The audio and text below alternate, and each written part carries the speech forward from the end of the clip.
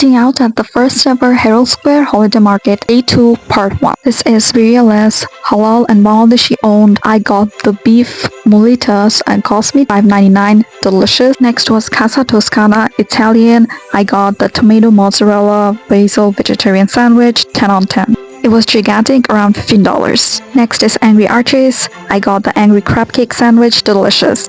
$19. Next is Wonderen Stroopwafels for $25. I got the 5-pack Stroopwafel set. I got the Oreo, Toffee, Lotus Biscoff, coconut, and white chocolate. If you're visiting the Herald Square Holiday Market, you should definitely check this spot out.